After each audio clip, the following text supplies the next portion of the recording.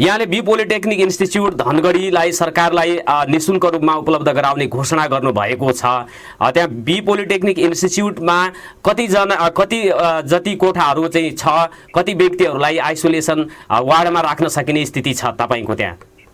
Be polytechnic इन्स्टिट्युटमा अहिले हालको लागि चाहिँ हामी 10वटा जति कोठाहरू चाहिँ आइसोलेसनको लागि हामी राख्न सक्छौँ। साथै हामीसँग 4वटा ठुल्ठुला ट्रेनिङ हलहरू पनि छन्, त्यसमा पनि हामीलाई म्यानेज गरेर राख्न सक्छौँ। भनेपछि विदेशबाट आएर 14 दिनको जुन निगरानीमा बिरामी नभएको स्थितिमा नै बस्न सक्ने स्थिति सहज होस् सरकारलाई भनेर त्यो यहाँहरूले घोषणा गर्नुभएको हो? हजुर, एकदमै। अब हरेक व्यक्तिबाट सानोदेखि लिएर ठुलो के सहयोग हुन सक्छ त्यो चाहिँ आफैबाट सुरुवात गर्नु भन्ने हिसाबले चाहिँ मैले पनि यो घोषणा गरेको हो। त्यहाँ बस्दासम्म जस्तो अब त्यहाँ बस्ने व्यक्तिहरूलाई खाने कुरा बस्ने उपलब्धता त छ, खानेकुराको व्यवस्थापन चाहिँ सरकारले गरोस् भन्ने हो।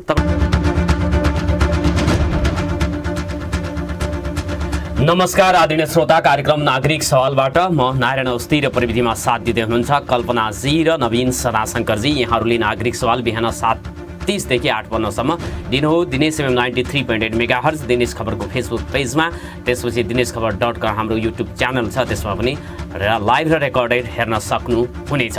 यो यहाँहरूलाई मैले जानकारी दिएँ र नागरिक सवालमा हामी आजभोलि कोभिड-19 को विषयमा कुराकानी गरिराखेका छौँ। सरकारले गर्ने तयारीहरू, तत्परताहरू, नागरिकहरूले अपनाउनु पर्ने सावधानीका कुराहरू हामी गरिराखेका छौँ। जिल्लागत हिसाबमा पनि जिल्लाहरूमा के कस्तो तयारी सङ्क्रमणसँग जुझ्नको लागि सरकारी तवरबाट भइराखेको छ, जिल्ला प्रशासन कार्यालयहरूले, स्वास्थ्य कार्यालयहरूले के काम गरिराखेका छन् भनेर पनि हामीले निगरानी बढाइराखेका छौँ। र विश्वभरिमा पनि यो कोरोना सङ्क्रमणका अवस्थाहरू केसहरू के छन् भनेर हामीले भनिराखेका छौँ। आजको दिनमा पनि मैले आजको कार्यक्रममा पनि केही कुराहरू भारतमा भइराखेको सङ्क्रमणको स्थितिको बारेमा पनि म जानकारी दिनेछु। यसै गरी नेपालमा भइराखेका निजी स्तरबाट भइराखेका राम्रा प्रयासहरूको बारेमा भन्नेछु र सरकारी लेभलबाट भइराखेका कुराहरूको बारेमा पनि मैले केही कुराहरू भन्नेछु। सुदूरपश्चिम प्रदेश सरकार, त्यसपछि स्थानीय सरकारहरूले गरेका वास्ता अथवा व्यवस्थाहरूका बारेमा पनि मैले पूर्ण जानकारी दिने प्रयास गर्नेछु। आज कसले के गर्यो, हिजोको दिनमा हामीले चाहिँ जानकारी माग्दाखेरि कसले के कुराहरू भनेका छन् भन्ने कुरा पनि म यहाँहरू समक्ष जानकारी गर्नेछु। र यो काठमाडौँदेखि धनगढी आउँदाखेरि यो चाहिँ एयरलाइन्स कम्पनीहरूले भाडा चाहिँ 12,000 भन्दा अझै माथि 12,500 कि अथवा त्यो हाराहारीमा लिइराखेको कुराहरूलाई पनि सर्वसाधारणले यो कुरालाई उठाउनु पर्ने हो भन्ने किसिमका चाहिँ आवाज उठेका छन्। यस विषयमा मैले कुराकानी गर्नेछु। श्री एयरलाइन्सका धनगढी का चाहिँ प्रमुख गजेन्द्र साईजीसँग मैले कुराकानी गर्नेछु। त्योभन्दा अगाडि एउटा सकारात्मक सूचना प्रवाह गर्नुपर्ने हुन्छ। हिरा भण्डारी हुनुहुन्छ, धनगढीकै बी पोलिटेक्निक इन्स्टिच्युटका सञ्चालक हुनुहुन्छ। धनगढीको उपमहानगरपालिका वार्ड नम्बर 1 मा रहेको बी पोलिटेक्निक इन्स्टिच्युटका सञ्चालक हिरा भण्डारीले कोरोनाको निगरानी कक्ष अथवा आइसोलेसन वार्ड स्थापना गर्नको लागि सरकारलाई निःशुल्क आफ्नो इन्स्टिच्युट प्रदान गर्ने घोषणा गर्नुभएको छ र यस सम्बन्धमा उहाँलाई मैले प्रत्यक्ष टेलिफोन सम्पर्कमा कुराकानी गरेर यसबारेमा थोरै मैले चाहिँ उहाँसँग विस्तृत जानकारी लिने प्रयास गर्दैछु। हाम्रो प्राविधिक मित्रले टेलिफोन सम्पर्क लगाउँदै हुनुहुन्छ र यसपछि हिजोको दिनमा के सकारात्मक कार्यहरू गरिए, कसले के काम गरेको छ भन्ने कुराको जानकारी पनि म यस कार्यक्रमको माध्यमबाट यहाँहरूलाई दिनेछु। हामीसँग जोडिसक्नु भएको छ बी पोलिटेक्निक इन्स्टिच्युट धनगढीमा रहेको छ यसका सञ्चालक हिरा भण्डारी। हिरा भण्डारीजी, यहाँलाई नागरिक सवालमा हार्दिक स्वागत छ। नमस्कार। नमस्कार हजुर। हजुर आराम हुनुहुन्छ? हजुर हजुर आरामै छु। यहाँले बी पोलिटेक्निक इन्स्टिच्युट धनगढीलाई सरकारलाई निःशुल्क रूपमा उपलब्ध गराउने घोषणा गर्नुभएको छ। त्यहाँ बी पोलिटेक्निक इन्स्टिच्युटमा कति जति कोठाहरू चाहिँ छ, कति व्यक्तिहरूलाई आइसोलेसन वार्डमा राख्न सकिने स्थिति छ तपाईँको त्यहाँ? बी पोलिटेक्निक इन्स्टिट्युटमा अहिले हालको लागि चाहिँ हामी 10वटा जति कोठाहरू चाहिँ आइसोलेसनको लागि हामी राख्न सक्छौँ। साथै हामीसँग 4वटा ठुल्ठुला ट्रेनिङ हलहरू पनि छन्, त्यसमा पनि हामीलाई म्यानेज गरेर राख्न सक्छौँ। भनेपछि विदेशबाट आएर 14 दिनको जुन निगरानीमा बिरामी नभएको स्थितिमा बस्न सक्ने स्थिति सहज होस् सरकारलाई भनेर त्यो यहाँहरूले घोषणा गर्नुभएको हो? हजुर एकदमै। अब यो हरेक व्यक्तिबाट सानोदेखि लिएर ठुलो के सहयोग हुन सक्छ त्यो चाहिँ आफैबाट सुरुवात गरौँ भन्ने हिसाबले चाहिँ मैले पनि यो घोषणा गरेको हो। त्यहाँ बस्दासम्म जस्तो अब त्यहाँ बस्ने व्यक्तिहरूलाई खाने कुरा बस्ने उपलब्धता त छ, खानेकुराको व्यवस्थापन चाहिँ सरकारले गरोस् भन्ने हो तपाईँहरूको? बस्ने व्यवस्था मैले चाहिँ एकदम फ्रीमा गर्न सक्छु र अब खाने व्यवस्था जुन हुन सक्छ 14 दिनसम्म त्यो चाहिँ अब सरकारले र अब अन्य निकाय जसले गर्न सक्छ त्यसबाट पनि हामीले सहयोगको अपेक्षा चाहिँ गरेका छौँ। हजुर, यो घोषणा गरिसकेपछि जुन सरकारी तौरबाट धनगढी उपमहानगरपालिका छ, प्रदेश सरकार पनि धनगढीमै छ, यो सरकारी निकायहरूबाट सामाजिक विकास मन्त्रालयबाट केही ताकेता भएको छ तपाईँसँग? केही सल्लाहहरू त्यसको लागि चाहिँ भएको छ कि त्यतिकै घोषणा गर्नुभयो अब चाहिँ सरकारले त्यो जानकारीमा आउँछ कि आउँदैन भन्ने कुरा केही भएको छ कुराहरू फर्दर? अब सरकारसँग अब सरकार आफै पनि अहिले यो कोरोनाले गर्दा आफै पनि अब बिजी हुने अवस्था छ होइन। त्यो अवस्थामा चाहिँ हरेक नागरिकको कर्तव्य हुन्छ। कोही पदीय दायित्वमा बसेका छन् भने हामी जस्तो नागरिकहरूले चाहिँ आफ्नो तर्फबाट के गर्न सक्छौँ भन्ने पनि हुन्छ। अब सबै कुरा सरकारी मुखी भयो भने हामी जनताले के गर्ने त यसमा? तपाईँले निःशुल्क उपलब्ध गराएको इन्स्टिच्युटलाई ग्रहण गर्नु पर्यो नि, त्यसको लागि सरकारले त्यहाँ छ है भनेर इन्ट्रोड्युस गरिदिएन भनेपछि त तपाईँको घोषणामा मात्रै सीमित हुन्छ। त्यसको अपेक्षा त पक्कै पनि गर्नुभएको छ होला नि यहाँले? अब यो कुरा चाहिँ मैले मेयर साहबलाई पनि कुरा गरेको थिएँ। उहाँले चाहिँ एकदमै पोजिटिभली लिनुभएको छ र हजुरहरू जस्तै यहाँ नागरिकहरूले चाहिँ हामीलाई सहयोग गरिदियो भने अझ सहजको वातावरण हुन्छ भन्ने चाहिँ कुरा गर्नुभएको छ। पक्कै पनि गर्नुहुन्छ होला उहाँहरूले नै। र सरकारी निकायलाई धन्यवाद हीरा भण्डारीजी। यो एउटा ठुलो पुण्यको काम हो र यो समाज राष्ट्रलाई अथवा सरकारलाई सहयोग गर्ने प्रत्येक नागरिकको दायित्व हो। नागरिक दायित्व अन्तर्गतको एउटा चाहिँ उदारता देखाउनु भएको छ। यस्तो उदारता अन्य व्यक्तिहरूले पनि देखाउन तत्पर छौँ भन्ने चाहिँ सूचनाहरू आएका छन्। तपाईँलाई हार्दिक धन्यवाद छ।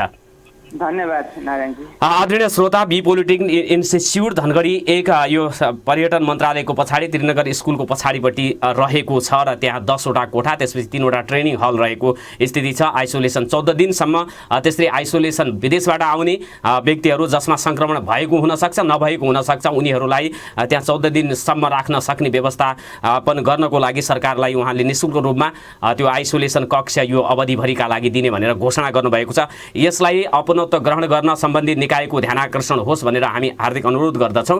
र यो सँगसँगै धनगढीमा हिजो मात्रै केही सकारात्मक कुराहरू भएका छन् जनस्तरबाट, जसको लागि यो सरकारले चैत्र 10 गतेदेखि अनिश्चितकालका लागि लामो दूरीका बस सेवा बन्द गर्ने घोषणा गरेको छ। सम्माननीय प्रधानमन्त्री केपी शर्मा ओलीले को हिजोको वक्तव्यमा यो कुराहरू आएको छ। अत्यावश्यक सेवा चैत्र 9 गतेदेखि 21 गतेसम्म बन्द रहने स्थिति आएको छ, जसले गर्दाखेरि धेरैजसो सरकारी कार्यालयहरू पनि बन्द हुने स्थिति देखा परेको छ।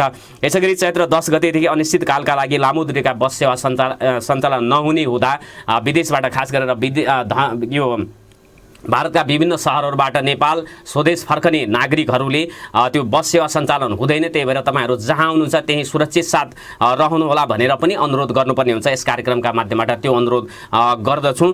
यसै गरी यो हामीले प्राविधिक मित्र मलाई सङ्केत गर्दै हुनुहुन्छ यो एयरलाइन्सको टिकट एकाएक वृद्धि गरियो, यसले चाहिँ यात्रुहरूलाई शास्ति भयो। एयरलाइन्स कम्पनीहरूले अत्यधिक महँगो किन गर्नु पर्यो भनेर पनि प्रश्नहरू आएको छ। यस सम्बन्धमा कुराकानी गर्नुको लागि श्री एयरलाइन्सका धनगढी म्यानेजर गजेन्द्र शाहीजीसँग टेलिफोन सम्पर्क गर्दै हुनुहुन्छ हाम्रो प्राविधिक मित्रले। उहाँसँग मैले कुराकानी गर्नेछु र यसैबीच निजी स्तरबाट भएका सकारात्मक प्रयासको बारेमा पनि म कुराकानी गरिराखेको छु। जस्तो धनगढी 1 मा रहेको बी पोलिटेक्निक इन्स्टिच्युटले क्वारेन्टाइन स्थापना लागि निःशुल्क चाहिँ सरकारलाई दिने घोषणा गरेको छ र यसका सञ्चालक हीरा भण्डारी हुनुहुन्छ।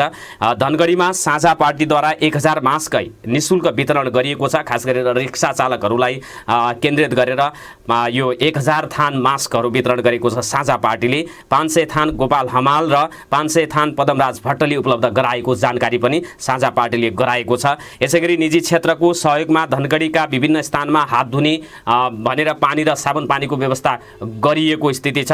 हाम्रो साईजीको टेलिफोन बिजिरहेको स्थिति छ, एकैछिनमा हामी उहाँसँग कुराकानी गर्नेछौँ।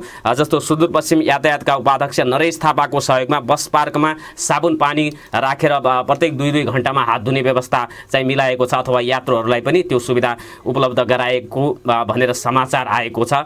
यसैगरी कैलाली अस्पताल प्रालीले आफ्नो अस्पताल अगाडि मेन रोडमा रहेको छ अस्पतालको अगाडि पानी ट्याङ्कीको व्यवस्था व्यवस्थापन गरेको छ, हात धुने व्यवस्थापन गरेको छ। कैलाली अस्पताल का सञ्चालक जनकराज जोशी हुनुहुन्छ, उहाँले यो जानकारी हामीलाई दिनुभएको छ। निर्माण व्यवसायी सङ्घले आफ्नो कार्यालय अगाडि हात धुने व्यवस्थापन मिलाएको छ।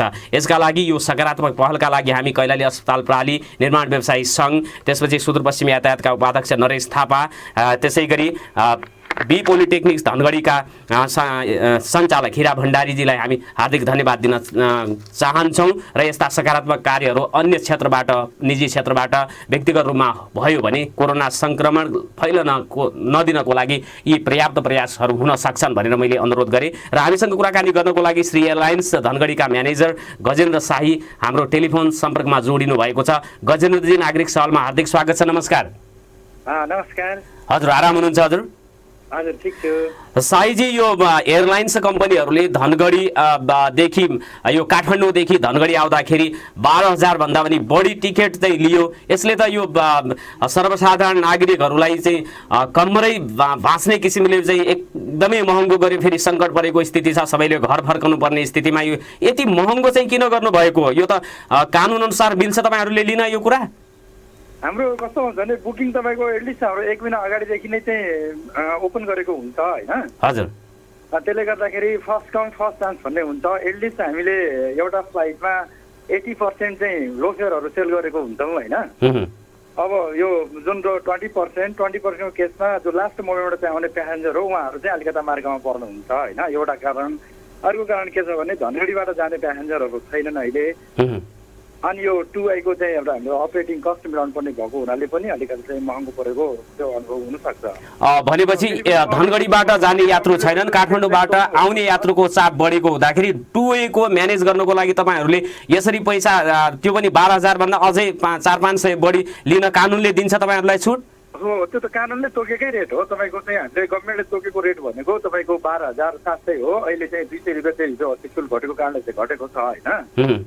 12,500 भनेको तपाईँको त्यो इलिगल होइन, लिगल हो, सरकारले नै तोकेको रेट हो होइन। तर त्यो रेटमा हाम्रो किनकि अहिले यो प्रतिस्पर्धात्मक रेट भएको हुनाले हामी घटेर तपाईँको यो 4,035मा पनि हामीले टिकटहरू दिइरहेको कन्डिसन भएको हुनाले यो आम पब्लिकको नजरमा चाहिँ धेरै महँगो भयो कि भन्ने परेको होला होइन। तर त्यो सरकारले नै निर्धारण गरेको चाहिँ रेट हो। सरकारले निर्धारणको रेटभन्दा माथि चाहिँ हामीले गरेको छैन।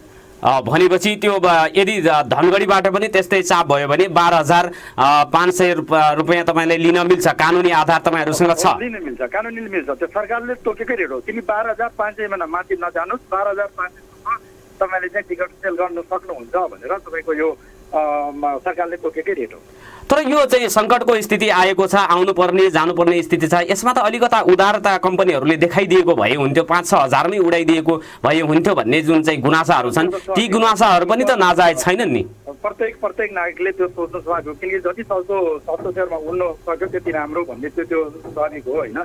तर अब हेर्नु न, सबै कुराहरू हेर्नुपर्ने हुन्छ। अपरेटिङ कस्ट चाहिँ एकदम हाई हुन्छ एयरक्राफ्टको होइन। त्यसले गर्दाखेरि पनि अब पहिला त आफू चाहिँ सर्भाइभ भएर मात्रै त अरूलाई सेवा गर्न सकिने हो नि होइन। भनेपछि जुन 12,000 लिइराख्नु भएको छ त्यो अन्याय होइन, इलिगल होइन? इलिगल होइन। हवस्, हामीलाई जानकारी दिनुभयो, यसको लागि म हार्दिक धन्यवाद दिन चाहन्छु। र श्रोताहरूलाई पनि हामीले तपाईँहरूका जिज्ञासा सोध्ने प्रयास गरेका छौँ। कानुनी रूपमा हामीले 12,500 रुपियाँ टिकट लिन सक्ने हो, प्रतिस्पर्धात्मक आधारमा त्योभन्दा कम गरिएको स्थिति हो। हाललाई 2way मेकअप गर्नको लागि हामीले लिइराखेको हो भन्ने कुरा सबै एयरलाइन्स कम्पनीहरूको यही भर्सन रहेको छ। जे भर्सन थियो त्यो चाहिँ हामीले भनेका छौँ र बाँकी चाहिँ कुराहरू यदि उहाँहरूले यो चाहिँ गैरकानुनी रूपले लिइराखेको हो भने त्यसले सम्बन्धित निकायले, सरकारले यस विषयमा ध्यानाकर्षण होस् भनेर पनि हामी अनुरोध गर्न चाहन्छौँ। र उहाँहरूले जे भन्यो त्यो हामीले जस्ताको त्यस्तै प्रत्यक्ष रूपमै यहाँहरूलाई सुनायो। आदरणीय श्रोताहरू, यसपछि म कसैसँग पनि टेलिफोन सम्पर्क गर्ने छैन।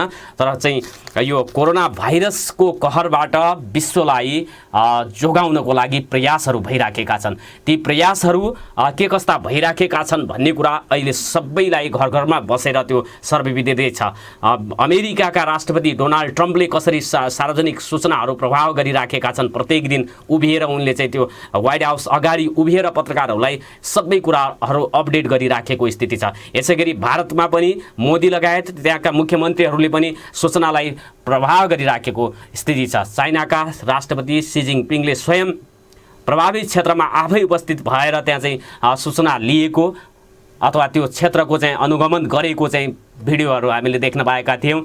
जर्मनी, फ्रान्स, इटली लगायतको क्षेत्रमा सरकारी निकाय, खास गरेर राष्ट्र प्रमुखहरू, सरकार प्रमुखहरू, स्टेट प्रमुखहरू, राज्य प्रमुखहरूको सक्रिय सहभागिता, सेनाहरूको चाहिँ त्यस्तै सक्रियता देखिएको छ। तथापि त्यहाँ चाहिँ इटलीमा त एकदमै भयावह स्थिति आएको छ। नेपालको कुराकानी गर्ने हो भने अहिलेसम्म सङ्क्रमित व्यक्ति एकजना मात्रै फेला परेको, त्यो पनि निको भइसकेको स्थिति हो। भारतमा विभिन्न राज्यहरूमा कोरोना सङ्क्रमणको दर बढिराखेको छ र अहिले भारतबाट नेपाल भित्रिने यो सिजन पनि हो। नयाँ वर्षको उपलक्ष्यमा, विश्व पर्वको उपलक्ष्यमा यो चाहिँ नागरिकहरू भारतबाट स्वदेश फर्कने क्रम चाहिँ बढिसकेको छ। यो स्थितिमा म कुराकानी गर्न गइराखेको छु। त्रिनगर नाकामा धनगढी उपमहानगरपालिकाले सञ्चालन गरेको निगरानी कक्षको स्थिति के छ भनेर हिजो देखापडी मिडियाका सुदूरपश्चिम ब्युरो प्रमुख पत्रकार दीपक नेपालले एउटा भिडियो बनाउनु भएको छ, त्यसलाई पोस्ट गर्नुभएको छ। त्यो भिडियोलाई उहाँकै अनुमतिमा म यहाँहरू समक्ष राख्न गइराखेको छु। त्रिनगर नाकामा मैले प्राविधिक मित्रलाई त्यो भिडियोलाई चाहिँ डिस्प्ले गर्नको लागि अनुरोध गरेँ। त्रिनगर नाकामा जुन निगरानी कक्ष धनगढी उपमहानगरपालिकाले स्थापना गरेको छ त्यो सुनसान छ। त्यहाँ कुनै पनि कर्मचारी नरहेको स्थिति छ।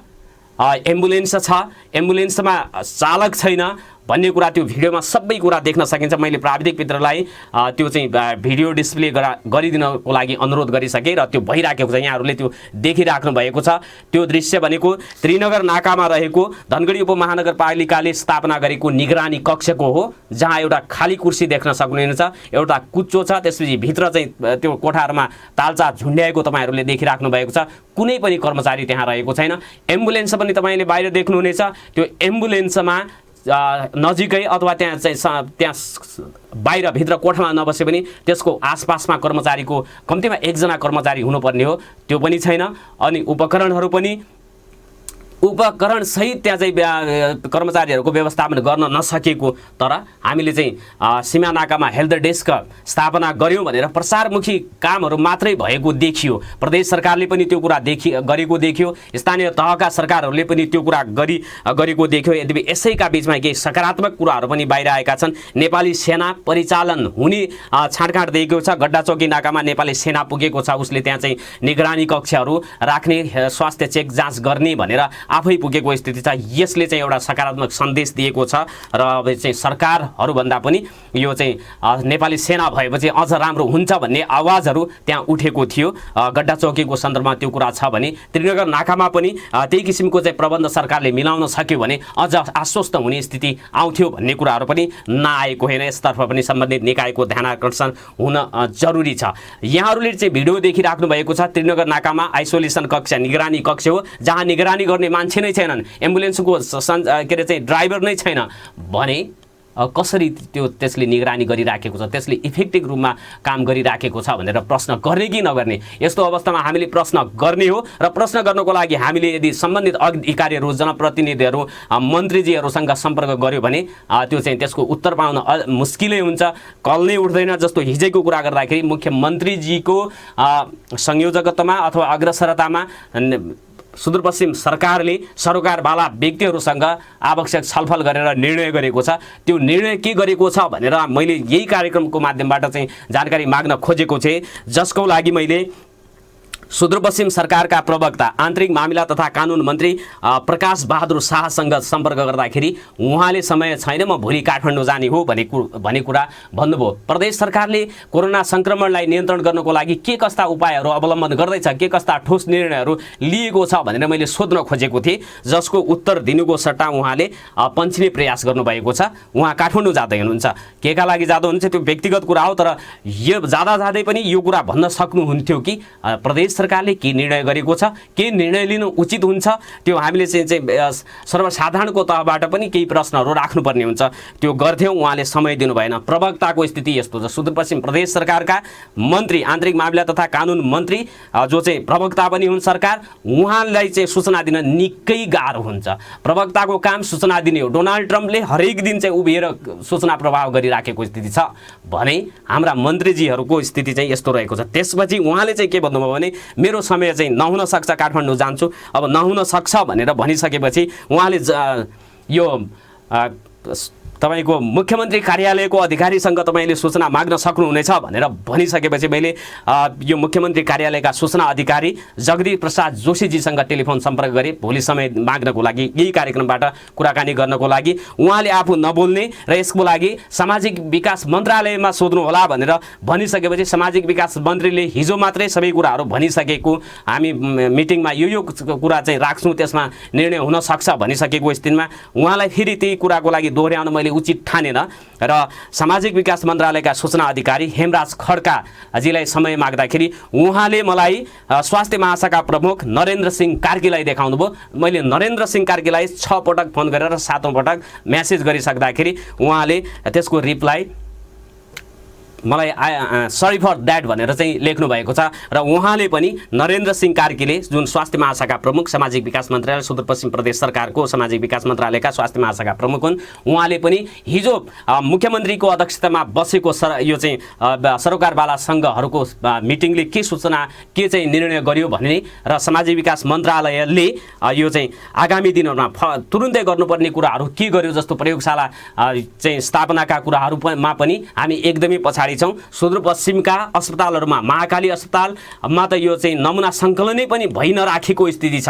किन नमुना सङ्कलन गर्न पनि चाहिँ हिचकिचाइ राखेका छन्, बिरामीलाई अस्पतालमा भर्ना नगरिएका चाहिँ गुनासोहरू पनि आइराखेका छन्। सुदूरपश्चिम प्रदेशकै कुरा गर्ने हो भने ती प्रश्नहरू हामीले सोध्नु पर्थ्यो कि पर्दैन, प्रदेश सरकारका सम्बन्धित अधिकारीहरूलाई हामीले सोध्न पाउने कि नपाउने, त्यसको उत्तर उहाँहरूले जिम्मेवारीपूर्वक दिने कि नदिने भन्ने कुराहरू छन् र सरकारमा बस्ने पदाधिकारीहरू, जनप्रतिनिधिहरू, सरकारी अधिकारीहरू सूचना दिनबाट चाहिँ पन्छिराखेको स्थिति छ। प्रचारमुखी काम मात्रै भइराखेको छ, प्रभावमुखी काम नभइराखेको गुनासो यत्र तत्र चाहिँ देखा परेको छ। यसै बीच मैले एउटा कुरा यहाँनिर जोड्न चाहे, भक्तपुरको मध्यपुर थिमी नगरपालिकाले कोभिड-19 को परीक्षण गर्ने ल्याब र एम्बुलेन्स आइसोलेसनदेखि क्वारेन्टाइनसम्मको तयारीलाई पूर्ण रूपमा चाहिँ राखेको छ, त्यसको व्यवस्थापन गरेको छ भनेर सेतो पार्टीमा यो समाचार आइराख्दाखेरि सुदूरपश्चिम प्रदेशमा के भइराखेको छ त? आइसोलेसन कक्षा कहाँ चाहिँ स्थापना भएको छ, क्वारेन्टाइनको लागि चाहिँ कहाँ व्यवस्था भएको छ?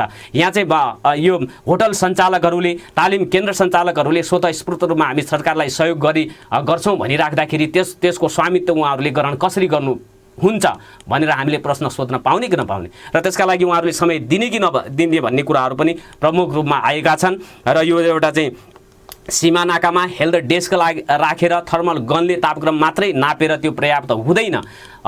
संक्रमण भाइरस शरीरमा प्रवेश गरेको 5 दिनपछि 14 दिनसम्मको अवस्थामा चाहिँ त्यो लक्षणहरू देखा पर्छन् भनिएको छ।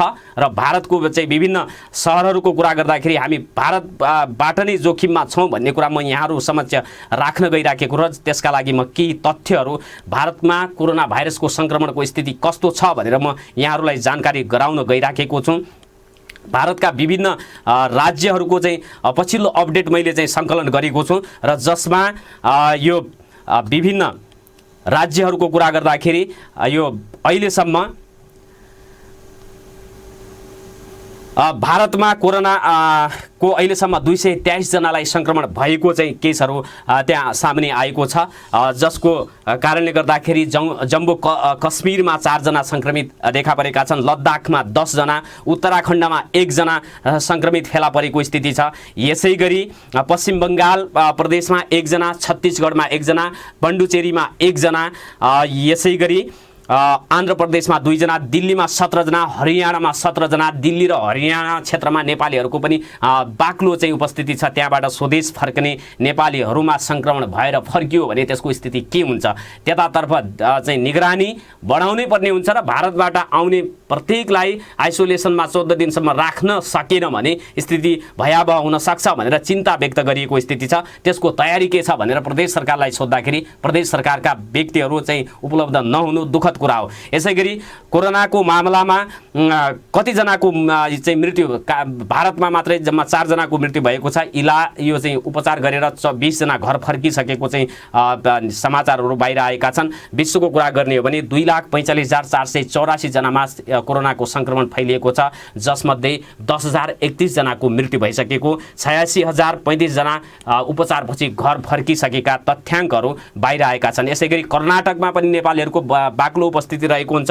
कर्नाटक राज्यमा 15 जना संक्रमितहरू फेला परेको आँकडा भारतीय सञ्चार माध्यमहरूले प्रस्तुत गरेका छन्। ओडिसामा 1 जना, पन्जाबमा 2 जना, यसै गरी महाराष्ट्रमा 52 जना। महाराष्ट्रमा पनि नेपालीहरूको बाक्लो उपस्थिति रहेको हुन्छ र यो नयाँ वर्ष विश्व पर्वको लागि घर फर्किने सङ्ख्या पनि महाराष्ट्रबाट अत्यधिक हुन्छ।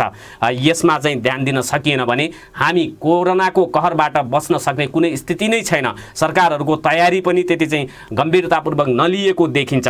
केवल घोषणामा मात्रै कुराकानीहरू सीमित भएको स्थिति छ। केरलमा 28 जना सङ्क्रमित फेला परेका छन्। नजिकैको सुदूरपश्चिमबाट एकदमै सुदूरपश्चिमसँग जोडिएको उत्तर प्रदेशमा 19 जना सङ्क्रमितहरू फेला परेको तथ्यहरू बाहिर आएको छ। यसै गरी राजस्थानमा 7 जना, तमिलनाडुमा 3 जना, तेलङ्गानामा 16 जना सङ्क्रमित। भारतको मैले कुरा गरेँ, भारतको तथ्याङ्कलाई मैले यहाँ चाहिँ हिजो भारतीय न्युज च्यानलहरूमा आएका तथ्याङ्कहरूलाई मैले यहाँहरू समक्ष प्रस्तुत गरेँ र यो जोखिमबाट नेपाललाई बचाउनको लागि सीमा नाकामा हुने निगरानी पर्याप्त भएको छैन। हेल्थ डेस्कले मात्रै काम गर्दैन। यसै गरी यो 10 गतेबाट जुन सरकारले यो लामो दूरीका बस सेवा सञ्चालन नगर्ने निर्णय गरेको छ, यो निर्णय एकदमै स्वागतयोग्य छ। किनभने अहिले लाखौँको सङ्ख्यामा काठमाडौँ अथवा सहरबाट गाउँमा मान्छेहरू गइराखेको स्थिति छ र यो बिचमा यदि सङ्क्रमण भयो भने सहरमाबाट सङ्क्रमण गाउँ-गाउँसम्म फैलिने स्थिति हुन्छ र इटलीमा जुन कुरा भएको थियो त्यही कुरा नेपालमा पनि हुन सक्छ भनेर सावधानी अथवा खबरदारी गरिराखेको स्थिति छ। जब इटलीमा पछिल्लो पटक क्वारेन्टाइनमा बस्न अथवा आइसोलेसनमा बस्न सरकारले गरेको आग्रहलाई व्यवस्था गरी व्यक्तिहरू सहरबाट जब भागाभाग गरेर गाउँ गए अनि त्यही क्रममा चाहिँ गाउँसम्म कोरोना सङ्क्रमण फैलिएको भन्ने तथ्याङ्कहरू अथवा अनुसन्धानबाट त्यो कुरा इटलीमा पुष्टि भएको स्थिति छ। नेपालको सन्दर्भमा पनि भारतका विभिन्न राज्यहरूमा नेपाली कामदारहरूको सङ्ख्या उल्लेख रहेको छ र त्यो सङ्ख्या सङ्क्रमित भएर यदि 1-2 जना मात्रै चाहिँ त्यो भिडमा आउने हो भने त्यसले ठुलो सङ्ख्यामा सङ्क्रमण फैलाउने र त्यसपछि नेपालले त्यसलाई सम्हाल्न नसक्ने स्थिति देखा पर्न सक्छ भनेर चिन्ता सर्वत्र जाहेर गरिएका छन्। तर सरकार फोटो खिचाउन, फेसबुकमा राख्न, समाचार बनाउनकै लागि मात्रै विभिन्न कार्यक्रममा व्यस्त रहेको देखिन्छ। ठोस रूपमा निर्णयहरू गर्न नसकेको आरोप लागेको छ।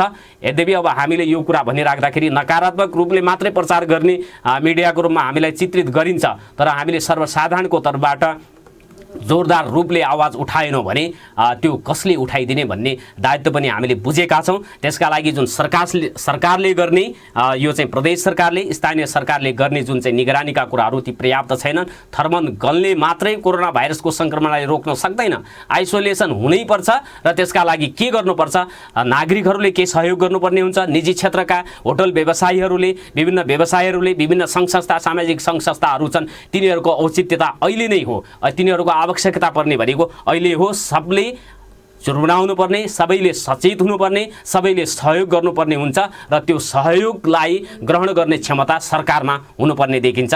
अहिले त्यो क्षमता पनि छैन कि भन्ने आभास भएको छ, जसले गर्दाखेरि नागरिकहरू चिन्तित भएको स्थिति छ। छोटो व्यावहारिक विश्राममा जानेछु आदरणीय श्रोता। त्यसपछि कोरोना भाइरस सङ्क्रमणलाई निस्तेज गर्नको लागि सामाजिक सञ्जालमा विभिन्न व्यक्तिहरूले के अवधारणा राखेका छन् भन्ने कुरा म यहाँहरूलाई जानकारी गराउनेछु। छोटो व्यावहारिक विश्रामपछि पुनः उपस्थित हुनेछु। नागरिक सवाल सुन्दै गर्नुहोला। दाई, आज बजारतिर जाम न, भाइका लागि साइन्स ल्याब र खेलकुदका सामग्री।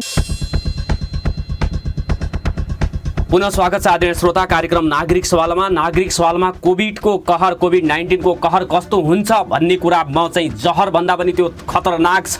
त्यसलाई रोक्न यदि सीमा नाकामा कडाई गरिएन भने नेपालको स्थिति भयावह हुन्छ भनेर खतराको चाहिँ प्रश्नहरू सर्वसाधारणले तेर्स्याइराखेका छन् र भर्खरै मलाई धर्मराज जोशीजीले फोन गरेर जानकारी दिनुभयो। यो म आफै पनि बिर्सिएको थिएँ। कनिका कपुर जुन चाहिँ बलिउड चाहिँ गायिका हुनुहुन्छ, उनले चाहिँ लखनऊमा आएर चाहिँ बर्थडे सेलिब्रेसन गरेको र त्यहाँ चाहिँ कनिका कपुर आफै कोभिड-19 को सङ्क्रमणमा परेको र लखनऊमा सो पार्टीमा उपस्थित 4 जना अन्यलाई पनि कोरोना अथवा यो चाहिँ सङ्क्रमण देखा परेको छ। लखनऊ भनेको सुदूरपश्चिमबाट एकदमै नजिकै रहन्छ र त्यो बाटो हुँदै नेपालीहरू घर फिर्ता हुने हुन्। तसर्थ सीमा नाकामा हुने यो चाहिँ थर्मल गनबाट गरिने चेक जाँच मात्र पर्याप्त छैन। सरकार यसको वैकल्पिक व्यवस्था चाँडोभन्दा चाँडो गर्न सकिएन भने खतरा छ। गाउँ-गाउँसम्म कोरोना सङ्क्रमण फैलिने स्थिति देखा पर्न नदिनका लागि सो क्वारेन्टाइनको कुरा चाहिँ गर्नुभन्दा पनि यो सरकारी निगरानीमा क्वारेन्टाइनमा राख्ने व्यवस्था गर्न सरकारलाई सबै नागरिकहरूले अनुरोध गरेको स्थिति छ। यो कुरा सरकारले सुनोस् भनेर म हार्दिक अनुरोध गर्न चाहन्छु। र बासु जोशीले फेसबुकमा लेखेको कुरा म यहाँ समस्या प्रस्तुत गर्न गइराखेको छु। इटलीमा सरकार र मिडियाको सूचनामा विश्वास नगरी 10,000 जनाले क्वारेन्टाइन छाडी भाग्दाको नियति अहिले इटलीले भोग्दैछ भनेर उहाँले लेख्नु भएको छ। यसैगरी यस विपदको घडीमा समुदायको हितमा स्थापित नेपाली सामुदायिक संस्थाहरूको नाडी साम्ने दिन आएको छ। यति बेला तपाईलाई समाजले खोज्दैछ भनेर सुनिल मणि दहालले चाहिँ पोस्ट गर्नुभएको छ। यसैगरी रोशन शिवाकोटीले लेख्नु भएको छ, म सरकारले गरेको लकडाउनको 100% समर्थन गर्दछु। हाम्रो सरकारले गर्न सक्ने नै त्यति मात्रै हो। सबैभन्दा बढी जरुरी चाहिँ छ एक महामारी फैलिएको देशबाट पछिल्लो 10-15 दिन यता फिर्ता आएका मानिसहरू सेल्फ क्वारेन्टाइनमा छन् छैनन् त्यसको अनुगमन खोजबिन गर्नुपर्ने थियो, त्यो गरेको छ कि छैन भनेर प्रश्न गरेका छन्। त्यस्तै टेस्ट किट र स्वास्थ्यकर्मीलाई सुरक्षा उपकरणको बन्दोबस्त गर्नुपर्ने थियो, त्यो के भइरहेको छ भनेर प्रश्न गरिएको छ। र महामारी संक्रमण फैलिँदाखेरि स्वास्थ्य कर्मीहरूले उपचार गर्नुपर्ने हुन्छ, उनीहरूलाई तालिमको व्यवस्था गरिएको छ कि छैन, उहाँहरूको सुरक्षाको प्रबन्ध सरकारले मिलाएको छ कि छैन भनेर पनि प्रश्न स्वयं स्वास्थ्य कर्मीहरूले पनि गरिराखेको स्थिति छ। यो कुरा पनि म सरकारले सुन्ने गरेर यो स्टुडियोबाट भन्न गइराखेको छु। नेपालमा सबैभन्दा फाल्तु कर्मचारी हेल्थ पोस्ट र PSC का कर्मचारी नै रहेछन् है भनेर चाहिँ यो व्यङ्ग्यात्मक रूपमा राजकुमार महताले लेख्नु भएको छ। बिना हतियार कोरोना युद्ध मैदानमा उत्रिन पर्ने यो नियति भोग्नु परेको छ। न त कुनै तालिम न त कुनै सुरक्षा कवच, सिधा आक्रमण सुरक्षा के अरे चाहिँ यो स्वास्थ्य कर्मीलाई हुने देखियो भनेर उहाँले चिन्ता व्यक्त गर्नुभएको छ। यो चिन्ताप्रति सरकारले सजग हुनै पर्ने हुन्छ। र यो चाहिँ एकचोटि ठन्डा दिमागले सोच्ने हो भने कोरोनाको कहर का बारेमा लड्नको लागि सबैको सामूहिक प्रयास आवश्यक छ। यसका लागि विदेशबाट आउने व्यक्तिले पनि आफ्नो परिवारको सम्पर्कमा पनि नजान, काठमाडौँ अथवा धनगढी भन्दा बाहिर अथवा विभिन्न क्षेत्रबाट आउने व्यक्तिहरूले पनि घरमा आउँदाखेरि क्वारेन्टाइनमा बस्न पनि सुझाव दिएको छ। धेरै व्यक्तिहरूले त्यो कुरा लेखेको छ। जस्तो यो पछिल्लो विविध यो अपडेटहरू हेलो दिल्लीराज ओझा समर्पणले लेखेका छन्। हेलो सरकार, म एउटा अनलाइन यो चाहिँ मैले यो सोधिसकेको छु। जस्तो हवाई भाडाको विषयमा उहाँले चाहिँ गुनासो गर्नुभएको थियो। कोरोना भाइरस सचेतना कार्यक्रम अन्तर्गत कैलाली हस्पिटल प्राली धनगढीद्वारा धनगढी मेन रोड सेती प्रादेशिक अस्पताल अगाडि सर्वसाधारणहरूका लागि प्रत्येक 2-2 घण्टामा साबुन पानीले हात धुनका लागि साबुन पानीको व्यवस्था गरिएको छ। हो, यही हो सामाजिक उत्तरदायित्व भनेको। धन्यवाद दाजु जनकराज जोशी तथा कैलाली हस्पिटल प्रालीलाई। सबै व्यापारीले सकेको गरे कोरोनाबाट हामी सजिलै बच्न सक्छौँ भनेर प्रदीप पाठकजीले लेख्नु भएको थियो। यसैगरी उमेश गिरीले लेख्नु भएको छ, विश्व अहिले कोरोनाको महामारीबाट थलिएको छ। सबैले आफ्नो ठाउँबाट हातेमालो गर्दै अगाडि बढ्नुपर्ने बेलामा हाम्रो सुदूरपश्चिम प्रदेशका माननीय ज्यूहरू योजना अनुगमनका नाममा भ्रमणमा निस्कनु भएको छ। यस्तो सङ्कटको घडीमा आफ्नो क्षेत्रका जनताका स्वास्थ्यको ख्याल गरी अगाडि बढ्दा उपयुक्त हुने थियो कि भनेर उहाँले चाहिँ यो सुझाव दिनुभएको छ। माया मेट्रो हस्पिटलले गजबको निर्णय गरेको छ भनेर प्रदीप पाठकजीले नै लेख्नु भएको छ। बिरामी र कुरुवाको स्क्रिनिङ टेस्ट गरेर मात्र भित्र प्रवेश गराउने व्यवस्था माया मेट्रो हस्पिटलले गरेको छ। यदि कोहीमा शङ्कास्पद लक्षण भेटेमा त्यसलाई छिट्टै आइसोलेसन गर्ने व्यवस्था पनि हस्पिटलभित्र प्रवेश गर्नु पूर्व अनिवार्य रूपमा साबुन पानीले हात धुन लगाएर मात्र भित्र प्रवेश गराइने, बिरामीसँग आवश्यक परेमा एकजना सहयोगीलाई मात्र भित्र प्रवेश दिइने, अनावश्यक कुरुवालाई प्रवेशमा कडाई गरिने, हस्पिटलमा आएका आगन्तुकहरूलाई जनचेतनामूलक सन्देश दिने, यो रोगको सम्बन्धमा सरकारले ल्याएको कार्यक्रमहरूको समर्थन गरी सरकारसँग समन्वय र सहकार्य गरेर अगाडि बढ्ने कुरा चाहिँ यो माया मेट्रो हस्पिटलले जनाएको छ भनेर प्रदीप पाठकजीले लेख्नु भएको थियो। त्यसलाई मैले यहाँ चाहिँ प्रस्तुत गरेँ। सरकारी निर्णयपछि काठमाडौँबाट गाउँ फर्किने नेपालीको सङ्ख्या वात्तै बढेको छ तसर्थ भनेर चाहिँ जी भट्टले लेख्नु भएको छ। यदि नेपालमा साँच्चै कोरोना भित्रिएको छैन भने सरकारी निर्णय कोसेढुङ्गा साबित हुनेछ। यदि कोरोना भित्रिसकेको र पत्ता नलागेको मात्रै हो भने आत्मघाती हुनेछ। भित्रिसकेको कोरोना गाउँ गाउँमा पुग्नेछ, तर आजसम्म कोरोना भित्रेको पुष्टि नभएकाले सरकारी निर्णय कोसेढुङ्गा नै हुने विश्वास गर्न सकिन्छ। भारतबाट नेपाल आइरहेका दाजुभाइलाई 14 दिन अनिवार्य सरकारी निगरानीको क्वारेन्टाइनमा राख्नुपर्ने देखिन्छ। होइन भने अवस्था भयावह हुन सक्छ। काठमाडौँबाट गाउँ गइरहेकाहरूले समेत सचेत भएर स्वयं 14 दिन घर परिवारको सदस्यहरूबाट टाढा बस्दा राम्रो हुन्छ भनेर जी भट्टले लेख्नु भएको छ। यसै गरी म पुनः एउटा चाहिँ दोहोऱ्याएर चाहिँ बिदा माग्दछु। भक्तपुरको मध्यपुर ठिमी नगरपालिकाले कोभिड-19 को परीक्षण गर्ने ल्याब, एम्बुलेन्स, किट, आइसोलेसनदेखि क्वारेन्टाइनसम्मको तयारीलाई चुस्त राखेको स्थितिमा सुदूरपश्चिम प्रदेशले सक्दैन त्यो कुरा गर्न।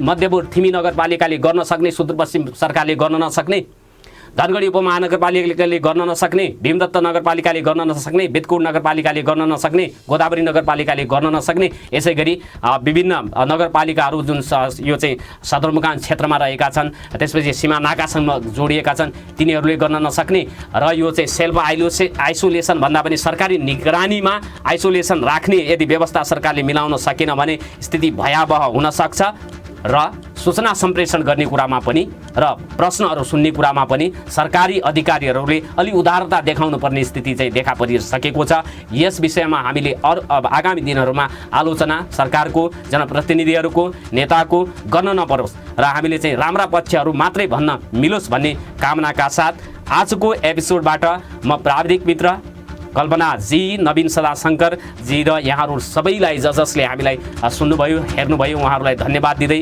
कोरोनाको सङ्क्रमणबाट बच्नको लागि सबैले जिम्मेवारी अपनाउनु पर्ने हुन्छ। पटक पटक हातमुख धुने काम गरौँ, साबुन पानी प्रयोग गरौँ, सेनिटाइजरहरूको उपलब्धता छैन, मास्क लगाएर मात्र भिडभाडमा जाउँ, भिडभाडमा नजाउँ, कार्यालयहरू, स्कुल, विद्यालय, कलेज सबै बन्द भएको स्थिति छ, घरबाट बाहिर ननिस्कौँ, बालबालिकाहरूलाई पनि जथाभावी घुम्न नदिउँ भन्ने अनुरोधका साथ बिदा माग्छौँ।